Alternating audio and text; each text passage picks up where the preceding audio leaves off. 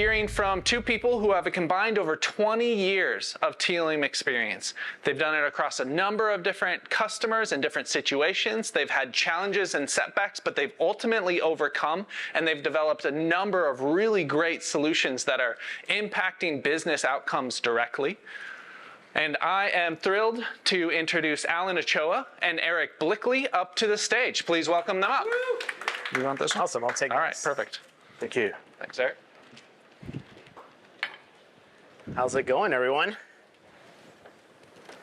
All right, let's see if this works.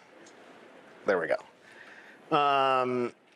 Maybe we'll start off by talking about what we think is an important thing to start with, guys, and that's that omni-channel is different for everybody. And here in the pharma industry, I think that sometimes we get a little bit stuck in the world of multi-channel, and that means we get very comfortable with our email and display combination, which has been a bread and butter combo for us the last couple of decades, I would say. But I think we're slowly and surely starting to evolve around that. And it's more about connecting the different pillars in our ecosystem so that they can actually be, I think, beneficial to each other. When we think about the work that Eric and I have done in CDP and what omni-channel really means, it's these channels that you guys see here, or these, I would say even events with email clicks, PDF, rep conversations. And I think it's important, at least in the world of pharma medical device, to keep the rep in mind as a channel. Like, they are just as important as an input as they are an output to a lot of the work that we're doing in omni-channel. Because ultimately, we don't consider it omni-channel if that part of the world of the rep and how they're engaging with the HCPs out there is also met in the world that we're building with CDP. What would you add to that, Eric? So omni-channel is it's a typical business cliche that's used, and there's a lot of people that have different definitions of it, et cetera. But at its core, what we really try to do with Telium is have a place that all of these really important milestones or really important strategic events happen. Telium can be cognizant of it, add it to the visitor profile, and then add people to audiences, and execute in real time. And each of these different channels is important. And it's going to vary, across industry. But in pharma, every single one of these channels is so important strategically to the overall business. And, we've got Telium connected to all of them. I think one of the other things we've touched on multiple times during our years together is the buzzword of personalization, and what that really means for different teams and for different stakeholders.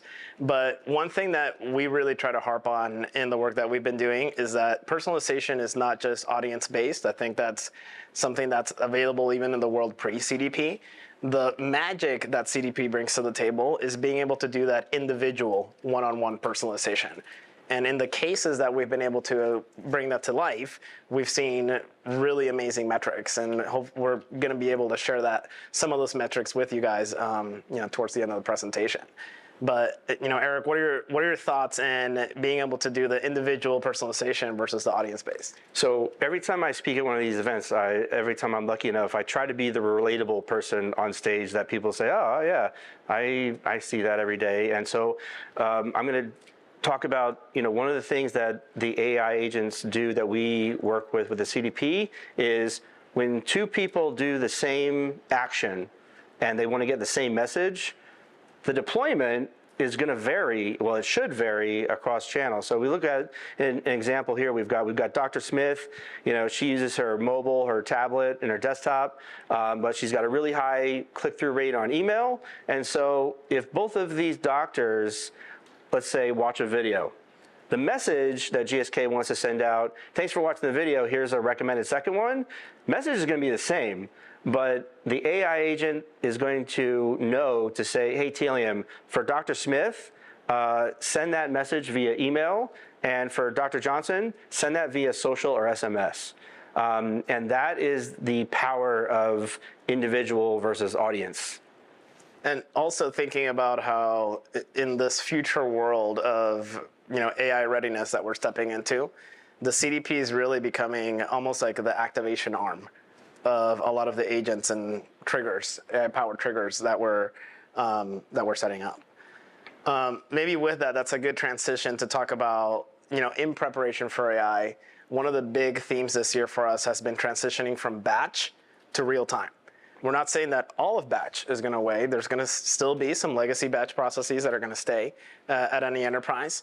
But the importance of bringing real time into fruition is not just for the, I would say, traditional benefits that came around CDP in real time, but really about unlocking the capabilities for the agents.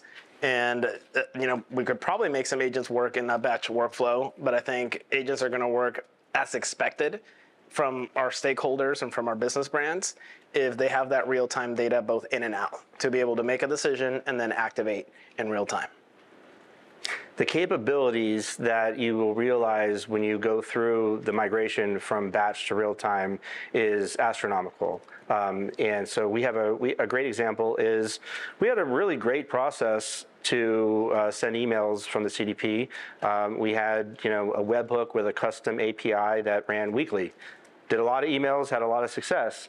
But this year we're like, hey, Telium has this amazing native connector, which from a development perspective, you can talk and use adjectives all you want, but the time that is saved by using an API right from Telium's marketplace is amazing. So we did that migration from a batch process to send emails to a real-time connector with the Telium SFMC connector, and the results we're seeing are just amazing. And it's not just technical folks; it's people that are the business owners, the strategic directors, et cetera.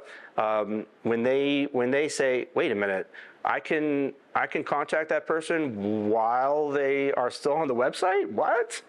It's a huge that we can enable architecturally. So it's worth it. But I will say to your point on not everything needs to be, there are always going to be cases where the underlying data doesn't delta intraday. Mm-hmm. And resources are, no matter how big your company is, resources are always going to be limited.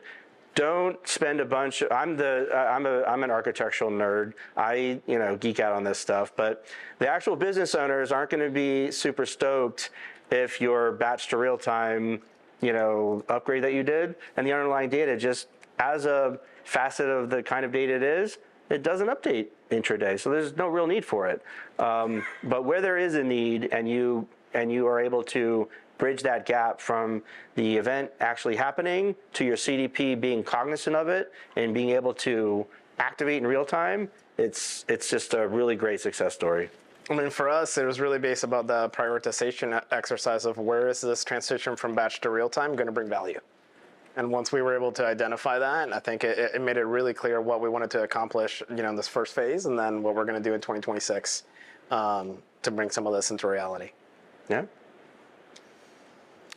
I think if we also talk about how that AI or CDP process is coming to fruition and how that's changing the role of the marketing teams that we engage with, where before there was I think a very established middle team or a technical team that marketers could engage with and have ideation with, and then that technical team would take it away and be able to do the things on the technical platforms to get it done. Now it feels like we're walking into a path where the marketers themselves, if they are savvy enough with the data, understand their audiences, understand their channel, could potentially use some of these agents and be dangerous enough themselves to create target lists, orchestrate campaigns, and do things that would have been technical teams before.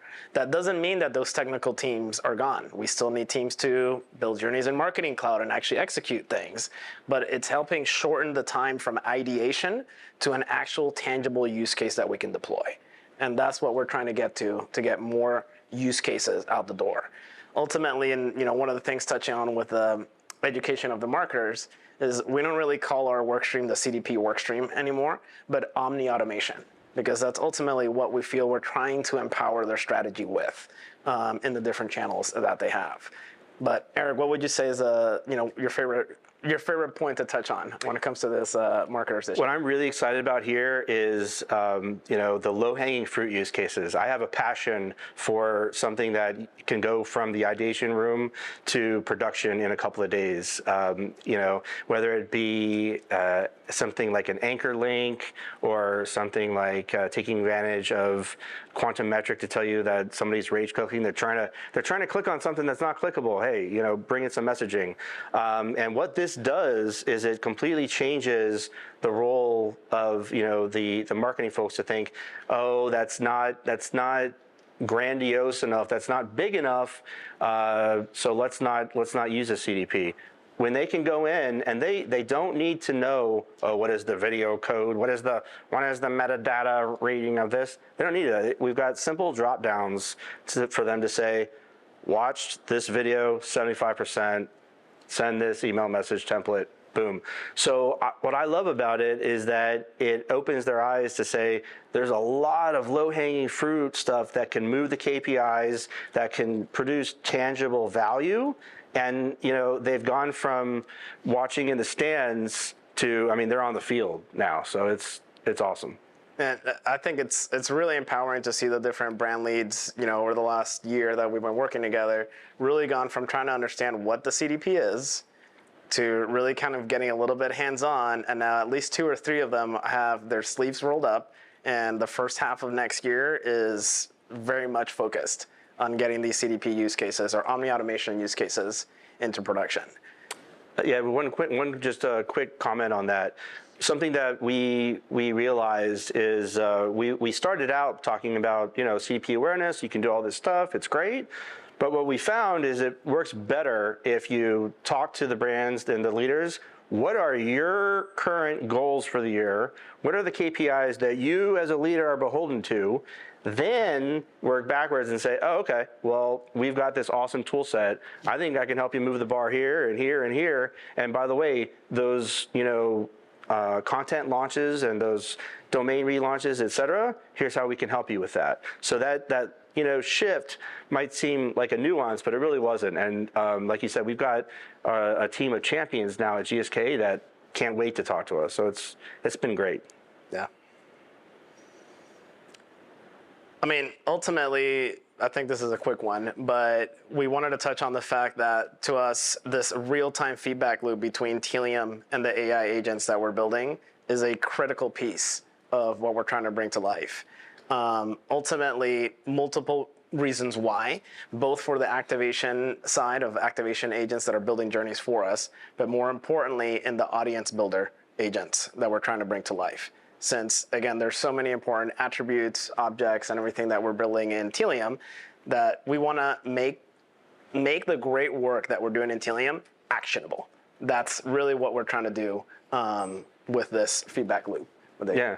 I'll just give two other examples here. So number one, people's preferences change. So in the example we gave earlier about the email preference and the SMS social preference, in 6 months that might completely change. So the feedback loop knows about it, the AI agent knows about it, and someone's optimal channel can change. Two, something that I, as a customer, I can't stand when I get marketing to convince me to do something that I've already done. Like if I get a reminder to pay my bill and I just paid my bill, or if I've already bought the drink package on the cruise and they email me about that, I don't like that either. So the feedback to take somebody out of a journey once, okay, mission accomplished, take them out is great. Yeah. This is Alan's favorite slide, everybody. He loves this. This is my favorite slide. But thinking about, again, where CDP has potentially helped us, where it can potentially help your organization in the next couple of years. And this maturity curve really helps, I think, go from basic optimization, rule-based segmentation, which we've probably all been doing or manually doing, to really more working closely with the CDP for things like the behavioral marketing triggers. So if somebody's doing something on one of our websites and one of our campaigns, we can now trigger that to be a more valuable interaction between us and that user. I don't want to just remember that somebody came to our website. I want to remember what that doctor did the last 6 times they came on our website and what that now means for what segmentation I'm going to do for them and what experience we're going to put them in. I think moving from those behavioral marketing triggers into truly omni-channel personalized orchestration, that's where we're in that blue diamond right now with a couple of our brands and BUs, where we're really, again, I think orchestrating from one place into the many different channels that we showed you guys in the beginning of the slide. Now, what we're trying to get to is that green diamond at the top of the curve. And that OA that you see there stands for omni-automation. And that's when we have things like the CDP, zero copy stuff between Telium, Databricks, our agents, all flowing in real time. But again, I think, good interface for the teams and the marketers to be able to engage with the agents that we're bringing to life. And so this has really been almost like a North Star slide, really for almost like 3 years for us, to help us continue to bring the teams north and up in their investments, to help them focus on the capabilities that we're trying to bring to life. I know this is my favorite slide, Eric, but what is something that you like about the slide? So I'm always going to talk about the architectural stuff. So something that we've done, earlier this year that has allowed us to progress a lot quicker along this is, like a lot of companies, we used to build things campaign-based, right? Attributes, connectors, et cetera. It would be for a one and done thing. It would be retired after the campaign, and that was it. And so now what we do architecturally is we try to make things scalable. We try to make things dynamic. And once one brand does it, the best practice sharing, hey, when can I have that? When can I have that? So not to get too much in the weeds, but I'm a really big fan of set of strings.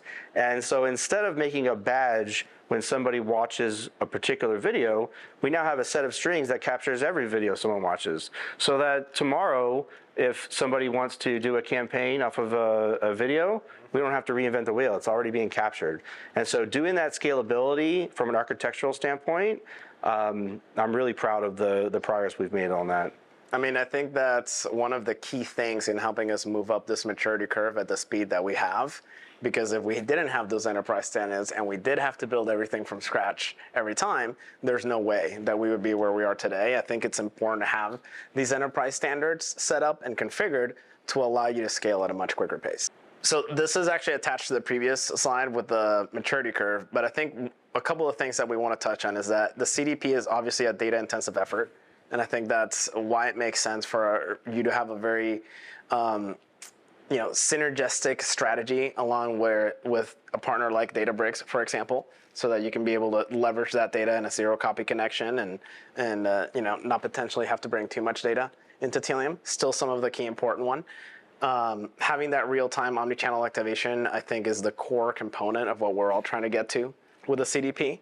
I think not to go too much into the different product layers for Telium, which I think Eric and I can probably do, but the great work that we also do in Telium IQ to create our custom data layer and really manage all of our tags, our pixels, and everything that happens there is a crucial component to how we bring that data in from the web into the ecosystem that we've been talking about. And then I think really fine-tuning some of our custom attributes this year and really going from, I think, generic attributes that were being used to really specific things that the brands were trying to empower with their strategy this year. And so eventually I think, what we're trying to get to with this is to enable the personalization at scale. And so we were saying how that's really sometimes a buzzword that was used, but I think we've really enabled that capability in a way that hasn't been there before. Yeah. The only thing I'll add to that is I know you're a busy guy, so I don't know if what I'm about to say you're going to consider a good thing or a bad thing, but other folks at GSK started seeing some of the best practices that we did with taxonomy and metadata. And so they said, well, Alan, I know you're real busy, but now you're leading this for the rest of GSK. So now he's got to bring the thought leadership that we brought within Telium with regards to taxonomy and metadata, between the data layer, between the CDP, to the other platforms within GSK, which I think is a good thing. I don't know. It is a great thing. You probably lose a little bit of sleep over it. Nobody gets really excited when you say the words metadata and taxonomy. But, I do. But let's face it, those are the things we've been saying, when it comes to getting these AI agents online, it's time to pay your tech debt. And we haven't fixed our metadata and taxonomy for years. Now we have to do it. because if we want those agents to operate how leadership is expecting them to operate, that metadata needs to be as clean as possible for them to do so. And so, yes, not necessarily our favorite topic, but somehow now I'm leading the metadata work stream. But we're going to make it happen, and I'm excited to maybe share at the next DV what we did with Telium and the metadata. Here we wanted to share with you guys a little bit of some of the great work we did last year on the global side and has still continued on to this year. But that was really about having a couple of key leadership workshops with the Telium C-level executives that came out to help us in Europe, here in the US. We had a workshop in Brazil, in Japan, and what that helped was really help the global teams get on the same page about what it is that we're doing with Omni activation, what a CDP is, why we're going down the path of real time. And again, obviously, very fun to have those experiences with the teams in these many different locations.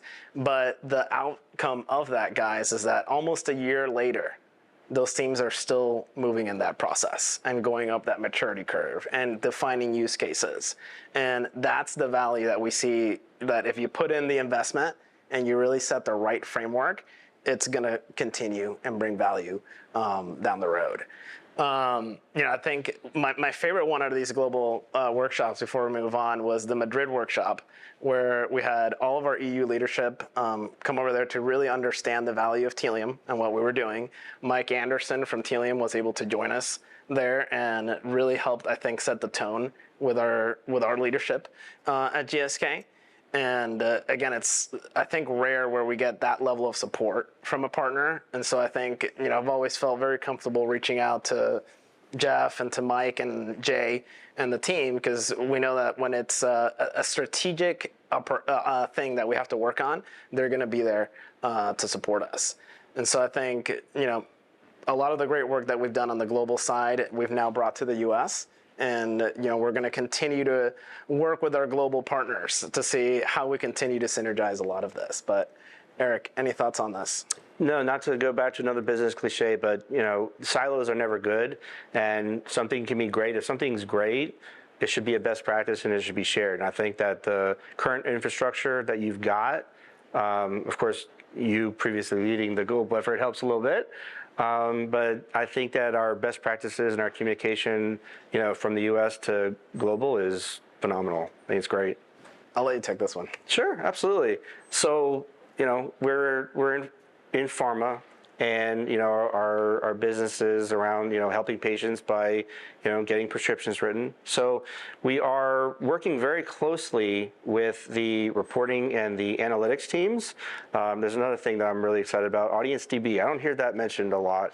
I don't know why. I think it's phenomenal. I think it's absolutely great. So we've got something that takes all of the visitor attributes within Telium, and every night we transfer that into Databricks via Audience DB. And so we can monitor deltas in prescription behavior and other key KPIs that the analytics folks are just overjoyed to see, because it's like they could never really connect the dots before. They would have just fuzzy math, but now they can really see. The analytics team, it's the insights and analytics team at GSK, and so they're very much grateful to have this level of information now available to them. Yeah. So, and talk about improved efficiency, going from these, book length business requirements docs, weeks long meetings, trying to get people's schedules to line up. But now you've got the really active marketing strategist. The customer experience is improved because they're getting real-time information to them that is exactly what they're there for. I mean, healthcare professionals are very busy people, obviously. And so if they're on a website looking for stuff, the faster we get them there is amazing. And finally, better decision making, being able to very quickly optimize, see what works, what doesn't. We do it all the time, and it's great. We can measure the tangible impact and make what changes we need to. So I think, we're starting to touch on something really important. I don't want to open this rabbit hole, but this better experience that we're trying to get the doctors on HCP is going to become, on their websites, is going to become even more important as the amount of doctors that actually reach our websites decreases significantly. I'm sure all of you have experienced that in your recent search. When you're Googling for something, are you actually going to the websites, or are you just reading that AI summary that comes on the top? Because that's what a lot of people are doing now, including HCPs. And so if they don't scroll down and actually click on our websites, we're seeing that significant decrease in traffic already. And so again, trying to think about how we're going to future-proof for that for SEO, so that our websites can appear or be referenced at least in the AI summaries that are giving on Chrome. yeah. So we're going to switch topics a little bit to talk about some privacy and data governance things that we are really, really proud of. So my team, obvious, but you probably don't think about it, doctors are people too, right? So they have personal lives, and doctors specialize in one thing. That doesn't mean that if you're a medical doctor, you know everything. So, as an example here, Dr. Green is an emergency room physician, but in his personal life, he's Batman, and he doesn't want those two worlds to collide. And in a lot of pharma CDP setups, those worlds do collide, and there's stitching that's going on. And we have spent a lot of time and resources creating something that I'm very proud of, in that when a healthcare professional themselves Googles symptoms of something, their existence as a patient and their private information doesn't get sent to the profile of them as a physician.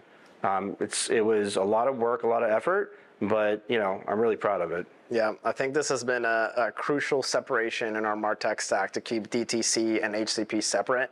I think this helps, at least from our point of view, calm the waters a lot with our legal and privacy teams. If we have those two worlds separate, do we understand that at times, sometimes a doctor will be a patient? Of course. But at that time, we're going to treat them like a patient, not like a doctor. And so I think it's, again, a lot of great work, a lot of hard, long-term work, but I think something that has definitely, we've seen the payoff even in the short term. Yeah. So this is my favorite example I always used to give, because I like cigars. So you got a heart surgeon that jogs every day and is starting to figure out that my jogs are getting a little bit harder. Got a 30-minute lunch break on his work computer, Google's COPD symptoms, ends up at mucolicopd.com, signs up for some newsletters. Now, in every other infrastructure that I've been a part of, I've worked for a lot of pharma companies and CDP, even if they type in their personal email, stitching will override it and send his personal diagnosis or symptom information to his work email address and his work computer, which is not great. It's not a great situation. It's something that we really want to prevent. And so we make sure... We have the ability to do that. We have the ability to do that, of course. Yeah, no, we don't want to. We want their work-related emails that come so we can make them aware of, FDA approvals, white papers, new prescription data, et cetera, separate from their personal symptoms, So how do we do that?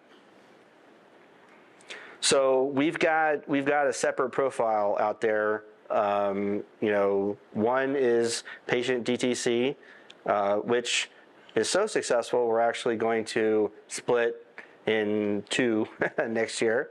And then we've got healthcare professionals. And so we've got a very complicated patchwork from TIQ, from the data layer, that knows which server-side profile to point to. And so everything is very meticulously configured from the TIQ data layer to the server-side profile, such that these worlds are separate, in not just the CDP, but they're also separate when they go to places like Databricks or elsewhere. Yeah. So keeping on this, this privacy thing, this has been a year of audits with GSK, and I hope I'm not about to jinx us, but we've done pretty well because of a lot of the tools within Telium. So this is something that, just the checking the restricted data check and doing that as an audit for all of our visitor attributes was very impressive to our internal auditors and helped us categorize everything. So really, really important, helpful for us. Quick win too. This is, I mean, if anybody's looking for a quick win to go to their compliance department and say, hey, I just made sure that all my PII attributes, you know, have the restricted data check mark, so they behave differently. It's an easy, low-hanging fruit win. So this next thing is extraordinarily important to GSK because of all the regulation that the pharma industry is under. And that is, if someone is on the website, they accept all versus they opt out. I mean, there's people that want to opt out of targeting cookies, et cetera. We have the communication from TIQ through the collect tag to the CDP to behave and respect that visitor's preferences in real time. Mm-hmm. I mean, I think ultimately this is a great product add-on that we have within within Telium, that not only do we have TIQ collecting all of our data, we have Telium also helping us collect our consent and manage that across the board. And that then is connected to Audience Stream and the work that we're doing across the CDP. So to us, it makes perfect sense to have Telium be that consent piece that really ties a lot of this together. And like Eric mentioned, I think it's as the consent landscape continues to evolve here in the US with the changing laws, we want to make sure that we don't expose GSK to risk. And so if somebody opts out to this, it's very important that those pixels and tags aren't firing and that we're not still collecting information through one of the many technologies that's available on our websites. So I don't know how many traces I run a week. It's quite a bit. It's probably the most amazing visualization tool that I can show clients, and this is phenomenal. I can actually, you know, get on and screen share and say I'm opting in, and on the left you can see those are those of you that are familiar with the trace tool. This is all the events that are coming through, and we can see in real time when I do something, when I scroll down, when I click a video, when I click a link. CDP is seeing all those events. If I opt out of targeting cookies, the hammer comes down. Nothing's available on the trace.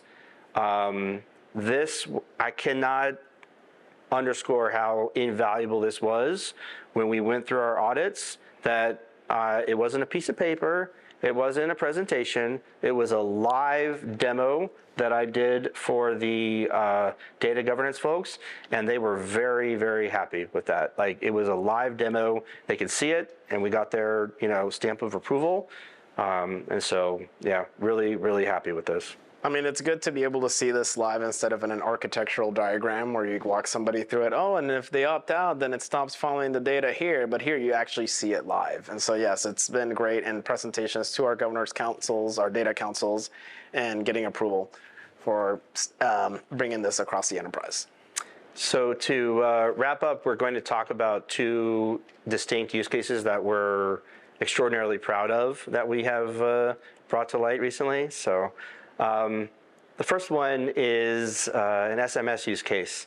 And so GSK has vendors that run websites, and these websites act to basically entice healthcare professionals to sign up for events.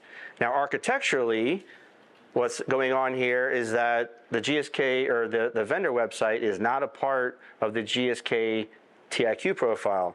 So I can't just have the data coming in via the collect tag to the CDP. That would be too easy. That would be too, yeah, I've got to have, Alan has to throw some challenges at me, right? And so what we did was we worked with the vendor. I set up a custom API. And so basically the vendor sends an API in real time. As soon as someone signs up, Telium Audience Stream does a whole bunch of validations. Do I have all the attributes I need? Is this an approved brand that has launched? If it meets all of those requirements, we use our brand spanking new Connector. real-time connector that I mentioned earlier. We just got that up and running this year. So in real time, our connector says, yep, you're validated, off to SFMC you go. SFMC starts the journey and sends the SMS.